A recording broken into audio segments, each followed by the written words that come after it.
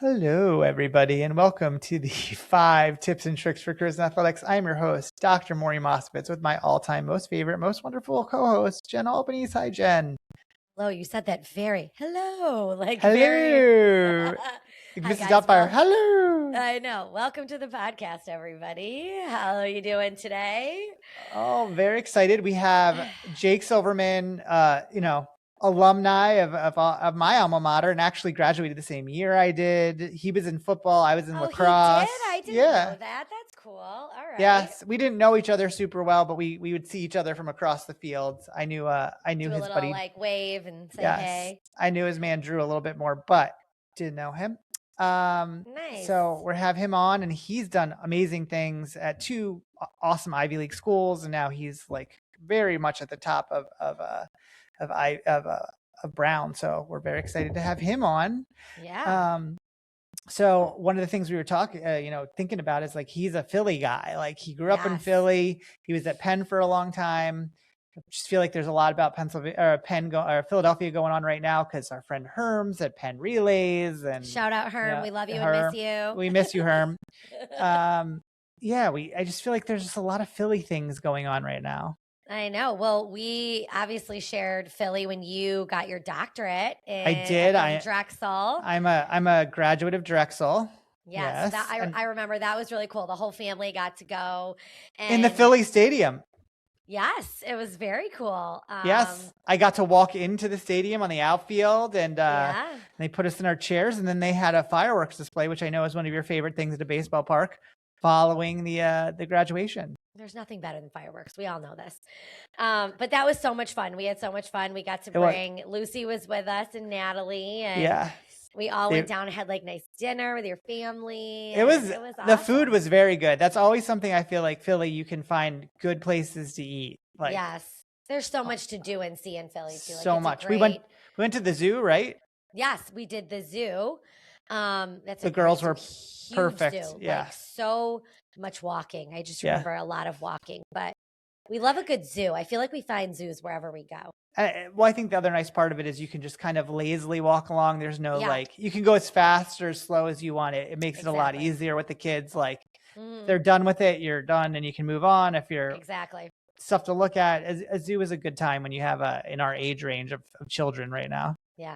Actually now, even because it was just the girls went back then. The boys weren't around, and they were young. They were like, what, 3 and 2 maybe? Like, probably. Yeah. And even now the kids at 7 and 5 and, 8 and 5 and 9, Lucy's 9. What am 9. She's 9. They still like to do that now. The zoo is always like a good go-to. But listen, Philly's the best. My father likes to go to the zoo, and he's in his 70s. Like, we can just take him out and let him go. I mean, go around, get a good zoo, and we're rolling, man.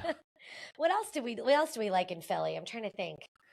I know the restaurants. I feel like we've done so. There was the museum, children's play museum, right? Didn't we do that in Philly? Like an act. Remember? Yeah, maybe. I'm pretty sure there's action stuff. I mean, there's all the history is pretty. The Liberty Bell and walking to like Constitution and avenues and like all that stuff, and then get a cheesesteak. And I mean, and the Rocky Stairs, Stairs, running up the Rocky Stairs. I think we tried to do that, and the girls didn't make it. We did it. We did it. I guess we got to have pictures of that. We have got to. And that part of my body fitness, I probably only made it halfway up. Now I could do it. I'm lean and mean now. Now I can do it. You put a protein bar at the top, I'm ready to go. See, it's perfect. I wouldn't eat the cheesesteak anymore, but that's about it. See, I still am with the cheese. If the cheese is at the top, I'm going. But Nope. I have like one bite and walk away. Be like, oh, that was delicious. That's enough for me now. Oh my God, stop it! Listen, you got to be committed. Cool. Philly's cool. I like Philly, but yeah, obviously Jake spent a ton of time there, and as a Philly guy, so it's fun. And what's close to here? We're what? 4 hours from Philly. We're pretty close. So we've done lacrosse Final Fours in Philly too. That's and right. What's the market? The market that you go downstairs? Is it Reading Market? Reading. I think it is Reading Market. Yeah, that's really cool fun. Too. That's really cool too. Yeah. So we could be your Philadelphia trip planners. Here you go, everybody. I was just gonna say, and this episode is sponsored by the Philadelphia Tourist Bureau. Hey, but it's not. Not an ad, but an ad. We'll take it. We'll take whatever we can get. So with that, no, not that we can only get Jake. We're very excited to have him, but we'll have him come back after these messages. Are you a loyal 5 Tips and Tricks podcast listener? If not, now is the time to start. Get all your info and fun content on the podcast by following us on all our social channels at @AthCareerPod. The 5 Tips and Tricks podcast is a part of Athletic Career Consulting. Make sure to reach out to us. The one-stop shop for everything is our website, www.athcareer.com. Remember, follow and like us on @AthCareerPod, rate and review us, and get all your info at www.athcareer.com. Okay, everybody, welcome back. Maury, would you like to introduce our guest today? Our guest today began his journey in college athletics at Syracuse University, graduating in 2008 after serving as a student assistant coach for the defensive line and interning with both the Philadelphia Eagles training camp and Comcast SportsNet. He then built a 14-year career at the University of Pennsylvania, starting with 8 seasons in the football program before rising to the Associate Athletic Director for Operations. Along the way, he earned a master's degree in organizational dynamics from Penn in 2012, oversaw 13 sports programs, managed more than 200 annual events, and served as the athletic liaison for dining, resident services, and 35 active club sports.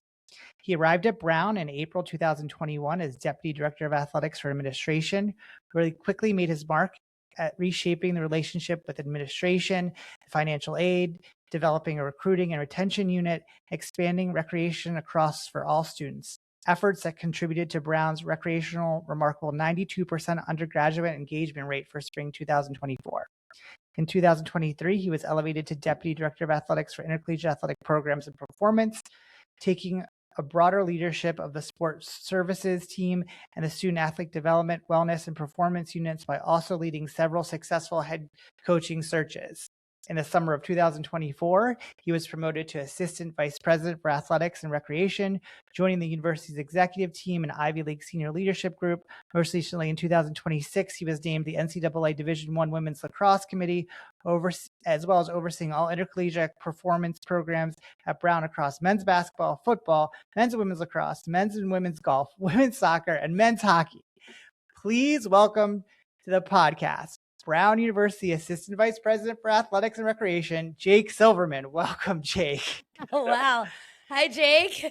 Hey, great to be with you both. Thanks, Maury. If you're not tired after reading that one, holy moly! Do you have time to talk to us tonight? I know. I can't believe we got you on. No, it's great to be with you, and excited to be chatting with you. Yeah, we really appreciate it. Drew recommended you and said, hey, I have a guy for you to talk to. And we always enjoy Syracuse connections. So we appreciate you being on. For sure. Yeah, Drew and I go way back to Manley Fieldhouse days, being managers with football. And I know you know that life well. So, yeah. And whenever anyone, I know you know this, anyone Syracuse related calls, you pick up right away. Exactly. Well, thank you, and let's get you started. Yeah, for sure. So my first tip, and it served me well as I started my career in football operations, it was really focused on, raise your hand first and ask questions later. And the more that you can do that and be known as someone who's willing to dive in with whatever's in front of you, the more credibility you receive, and really, quite honestly, the more experience you can get. That very lengthy bio is testament to if you raise your hand and just figure it out later. I never thought coming into the University of Pennsylvania being so laser focused on working in football for a career that I'd be overseeing recreational buildings and revenue centers and relationships with Coca-Cola. So you get on the train and you figure out where it goes afterwards. Yeah, I think a lot of students especially are scared to put themselves out there and think, oh, what happens if I get called on and I can't do it? But sometimes it's just that mentality of make it, keep, be positive, get yourself out there and find a way. Yeah, for sure.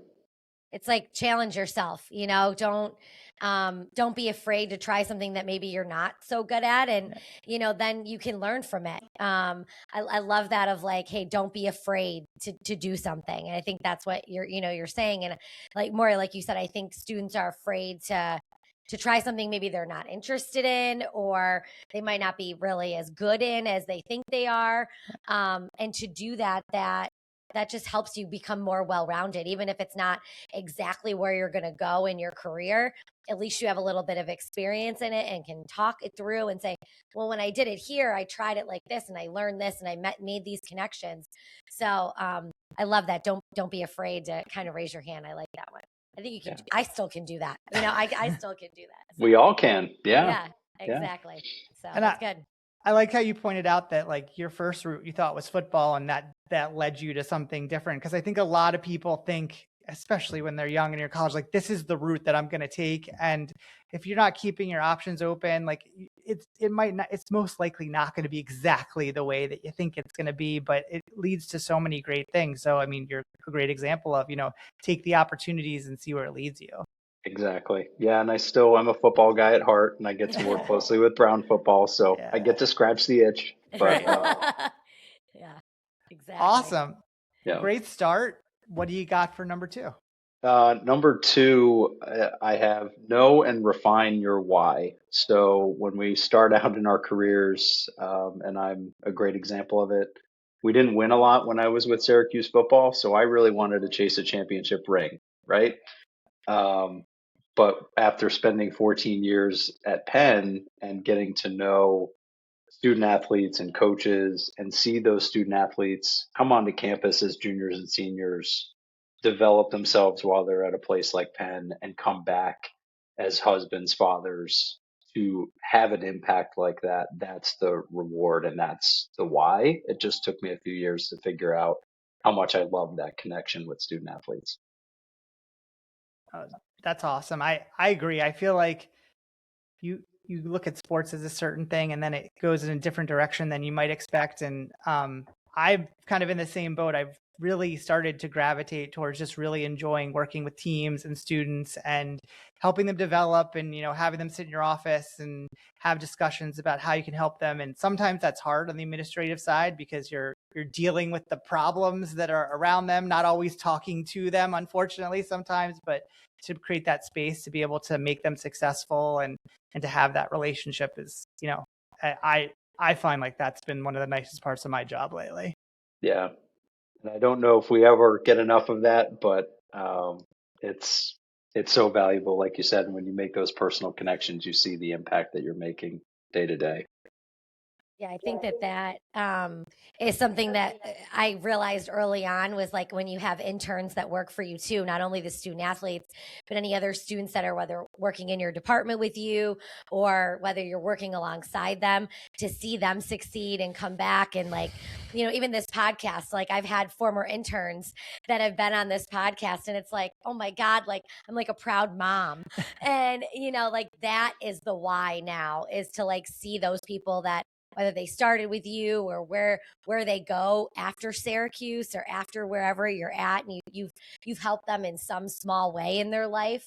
That's almost more rewarding for me than like producing a really great game day, or like something goes really well at work, or we win a championship. Like that's great. But like seeing that reward over and over again of, people that you have impacted, and even if it's in, like I said, a small way, that is really rewarding for me. And I think that's kind of what you're saying about the why. So yeah, that's good. For sure. Good stuff. Awesome. Yeah. Okay. Moving along. Right. Number 3. Yeah, we're cruising to number 3. I dubbed it Find Your Fit. And I think so many students coming out, maybe looking at their first job, they don't contemplate the environments, the cultures, the organizations they're walking into. Do you want to wear sweats every day and be running around a field? Do you want to wear a suit and be at client dinners? You don't think about that lifestyle until you see it. And that's what I loved about the experience that I had at Syracuse. I knew I wanted to be around student athletes, coaches every single day. I didn't know exactly why, the fit. with the role specifically, but you find it in the environment first. So, you know, it's one of those things that, you can't impress upon students enough. And I talk to our student athletes at Brown all the time about, you want to work on that trading desk in New York City, or do you want to work from home? And those are very different lifestyles. So again, I think intentionally thinking about what that fit is for your personal lifestyle choice and what makes sense for how you work. When you were exploring and, working in your career, Syracuse and Penn have a big difference, like the Ivy Leagues and how they operate. What drew you to being involved with, more of an Ivy League schools, and like, how did that progress? Because clearly that's been a huge part of your career. So what was that difference between those? Yeah, really sort of fell backwards into that one through a lot of intentional work. My whole senior year at Syracuse, this was back before social media and all the fun stuff, but I was emailing every college football organization, every arena league team, every NFL team, and just finding the opportunities. And I grew up in the Philadelphia area, and the more I got to know Coach Pagnoli and that staff, who ultimately took me on for my first job, I just loved the concept of being in Philadelphia, where I'm from, working with an Ivy League school. And then again, it goes back to understanding your why. Then you start to appreciate, wow, this is really special at an Ivy League school. I love the dynamics with student athletes. This is fantastic. I can make a career out of this. Awesome. I mean, I think the fit is important, and we say that all the time, even when like I'm doing interviews, and will this person make sense in our group? Will they fit in part of our team? Like, will their personality fit? Does this make sense for them? Does this make sense for us? So I think it's a two-way street there too, whether you're looking at an internship or you're looking at a job. How does it fit on both sides? And I like how you compared it between like working in New York City or working from home. And obviously back when I was looking, working from home was not even an option. Like, you think about that, like work from home never used to be an option. And now that that's an option for, I think, students, that's such a different lifestyle too. So all of those things you have to consider. And maybe that's almost what interns should, like what kids should do in college now, is see all those different options, so that when they're ready to make that decision on what job they're going to take, well, whether it's the first job or whatever, they'll have a better understanding of that, because that's really important. That helps determine if you're happy. So, yeah, and if you're not happy, you're not going to do a very good job. Exactly. So yeah. I mean, we had interns not too long ago that thought they really wanted to be in the office, and then came in and like after a couple of weeks like this, I did another internship from home. Why am I doing it this way? And literally left us part of the way through because they realized that was not what they wanted to do. Mm-hmm. And so, it's good to start finding like where your intention is and what you're looking for. Yeah, absolutely. Awesome. Okay. Number 4. Yes. 4. Number 4, don't chase someone else's path. Whether that be awesome. A logo, whether that be, I think I should have this title. We can all look around and say, well, that person's really got it together. I want that. You don't know until you're in that chair. You got to figure out what makes the most sense for you, your path, your career, and not get caught up on, am I in the right conference? Am I in the right pro sports organization? You'll find the right thing. And again, it goes back to some of my points from earlier, but if you understand your why, your fit, you don't get caught up chasing other people's success. You can find your own. Yeah, I think that's one of the hardest things at least in the collegiate athletic industry, but probably also professionally, is that especially on these administrative sides, you're always looking at, okay, what's this guy doing or what that person is doing. And the reality is, you focus on your own areas, and usually that leads to its own success and brings you more towards what you're trying to do. So, don't spend a lot of that personal energy trying to worry about what other people are doing when you can definitely, concentrate on what you've got going. So it's a great tip. Yeah, social media doesn't help with that. You know what I mean? People watching other people's lives, and it's not the real world on social media sometimes, but like if you see other people doing this or getting these opportunities or being promoted, you're like, well, why isn't that happening to me? What am I doing? And you're living that like comparison lifestyle, and then you're never really truly focusing on where you're at. Someone said on the pod, be where your feet are. And I love that one. And that's kind of, you're right with, don't be chasing somebody else's life, because you can only live yours and do what is meant for your path and what makes you happy. Like, you also have no idea what that person is going through or what's happening in their life. They may be presenting it like this is really awesome and wonderful. Like I said, social media, like the fake world of, everybody's life. And you might not want what they have going on or what works for them. So I think that's a really good reminder, especially for younger people getting into the industry. Like, don't try to be that GM right off the bat, or you don't know what that entails. So that one's really good. I like that one a lot.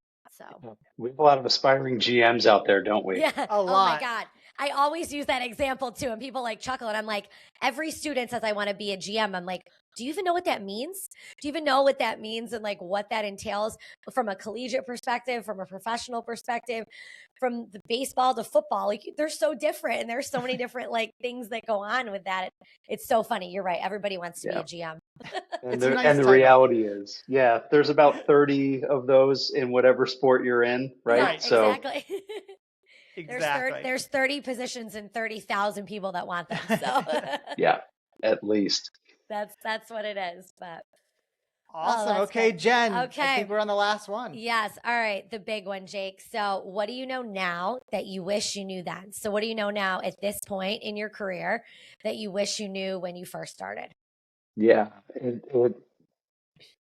it sticks with me how much I would interact with folks in a networking setting early on. And again, social media has changed this, so I'm going to date myself, but networking is not standing in a room with a stack of resumes.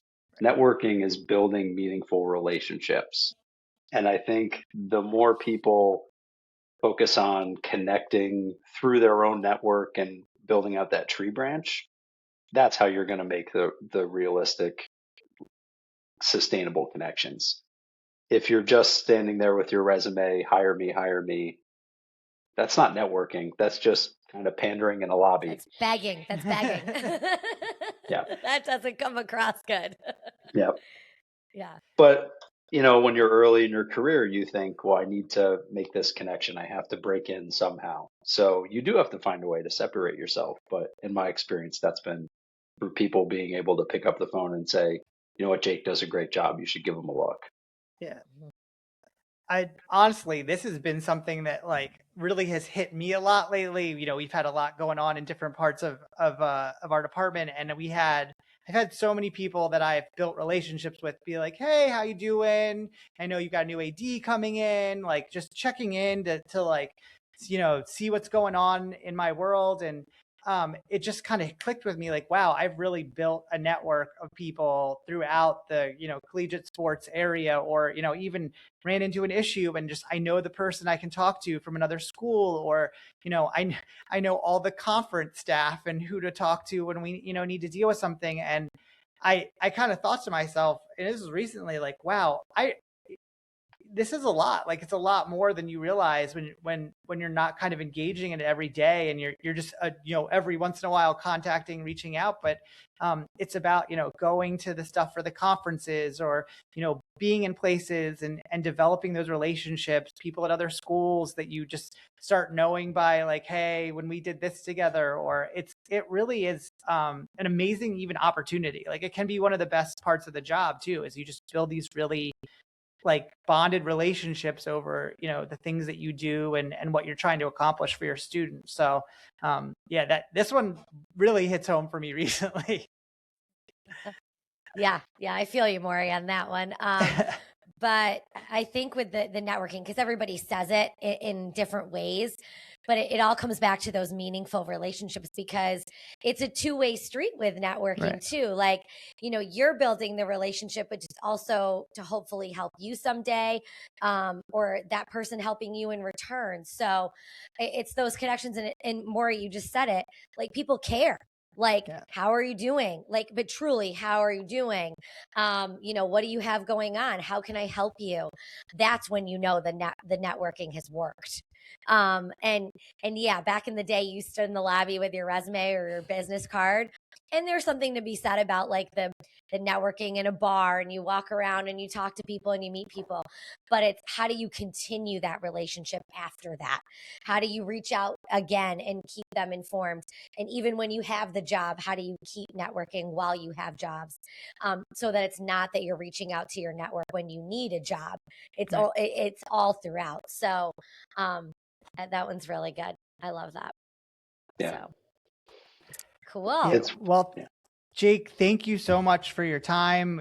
We love hearing these tips. I'm sure people are absolutely going to appreciate them, and hearing, the way that you've got into the world of athletics, and thanks for sharing. Yeah, my pleasure. It's great to be with you both, and hopefully this is helpful for the people listening out there. Absolutely. Yes. Absolutely. Well, again, thank you. And thanks everybody for listening. You can follow us on all your social platforms at AthCareerPod, and listen on all your podcast platforms as well. Make sure you're liking and sharing and rating and reviewing and, all the things, but we appreciate that. And new episodes drop every Tuesday. So thank you guys so much, and we'll see you soon. Thanks. Bye. If you like the 5 Tips and Tricks podcast, make sure to subscribe on your favorite podcast platform. You can rate and review us, including questions that may be answered on future episodes. The 5 Tips and Tricks podcast for careers in athletics is part of Athletic Career Consulting. Check us out at www.athcareer.com. Don't forget to follow and like us on your top social media platforms.